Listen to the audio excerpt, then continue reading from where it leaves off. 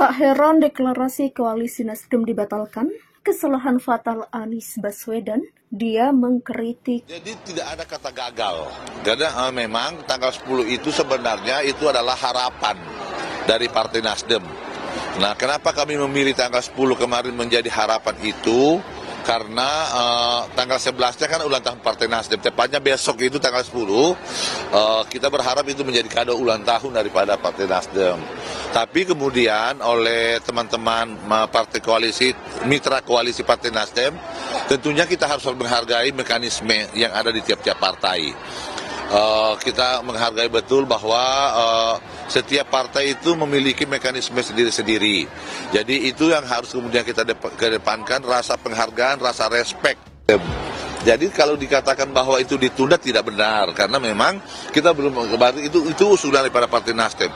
Yang poin pentingnya sebenarnya adalah diskusi antara Nasdem, PKS dan Demokrat itu berjalan secara intens dan alhamdulillah semakin hari semakin banyak persamaan yang ditemukan.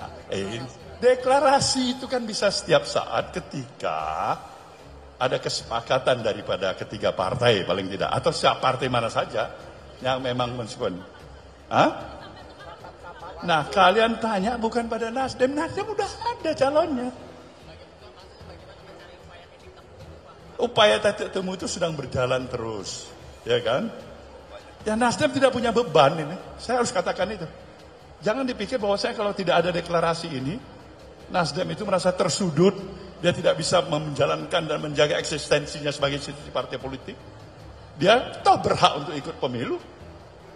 Dia tahu seluruh aturan-aturan yang ada. Dia memahami itu. Jadi nggak ada. Tapi keikhlasan hati, ya kan, kebesaran hati, dan ikut memahami sepenuhnya masing-masing problematik yang ada. Ya, masalah yang ada, strategi yang ada di luar partai ini sebagai partai-partai calonnya, partner partai ini.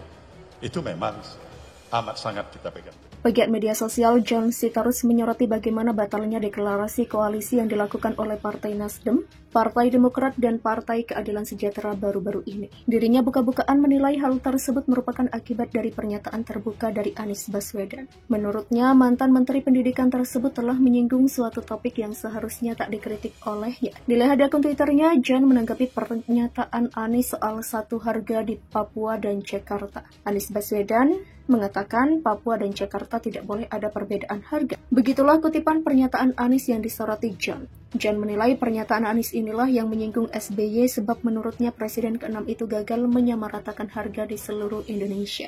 Menjadi sebuah presiden buruk bagi partai Demokrat karena Anies Baswedan menyinggung SBY soal perbedaan harga.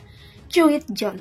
Jokowi sedang memperbaiki kegagalan SBY soal satu harga di Papua Jakarta dengan tol laut, tol langit, dan infrastruktur. Saya makin paham mengapa SBY ogah deklarasi. Demikian imbuh. Di hadapan para kader Partai Nasdem, Anies memastikan koalisi dengan PKS dan Partai Demokrat ini tidak karam sebelum berlayar. Insya Allah dua partai ikut, PKS dan Demokrat sudah bersiap. Nanti kita jalan bersama, kita kerja bersama, tutur Anies di HUT ke-14, Partai Nasdem Kamis 10 November 2022. Anies menyebut koalisi perubahan bersatu bukan sekedar untuk melampaui presidential threshold, tetapi karena mengemban beberapa misi.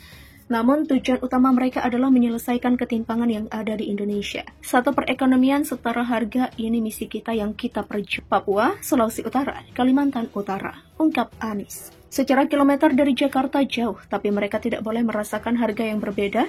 Ekonominya harus terintegrasi, kita merasa adanya ketimpangan. Demikian lanjutnya. Sebagaimana diketahui, sebelumnya Partai Nasdem ingin mendeklarasikan koalisi perubahan bersama Partai Demokrat dan PKS pada hari ini, namun deklarasi itu urung digelar.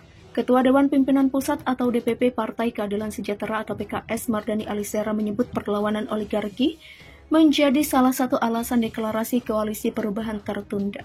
Mardani mengaku saat ini pihaknya tengah menggalang format gerakan, pihaknya tidak menginginkan keterlibatan pemodal besar dalam koalisinya. Kami di koalisi perubahan lagi coba, kenapa agak lama, bocoran sedikit, kami lagi lawan oligarki.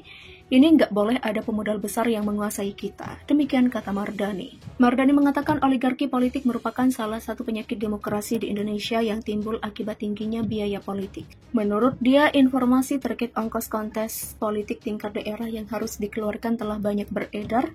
Anggota Komisi 2 DPR RI ini menyebut ketika pihaknya menerima bantuan dari oligarki, maka kerja-kerja politik akan terganggu. Oligarki politik ini kadang-kadang dia mainnya dua kaki, ini harus dilawan, tutur Mardani. Mardani menilai tingginya biaya politik dan oligarki itu menjadi sebagian masalah besar yang harus dihadapi PKS. Ia mengaku PKS berkomitmen bersama Nasdem dan Demokrat untuk menjadi fajar baru dalam pemilu 2024. Berbagai pembahasan saat ini sedang dilakukan. Karena itu komitmen PKS, Nasdem, dan Partai Demokrat untuk terus musyawarah. Waktunya kapan? Tinggal waktunya, ujar Mardani. Diketahui deklarasi koalisi perubahan tak jadi dilakukan 10 November 2022 sesuai keinginan Partai Nasdem. Juru bicara PKS, M. Holid, menyangga jika mundurnya koalisi perubahan menunjukkan keretakan hubungan ketiga parpol. Mundurnya deklarasi tersebut bukan berarti tanda keretakan atau ancaman, tetapi ini merupakan proses alamiah dalam membangun koalisi. Karena inti dari koalisi adalah bertemunya titik kepentingan semua pihak yang akan berkoalisi, ujar Holid.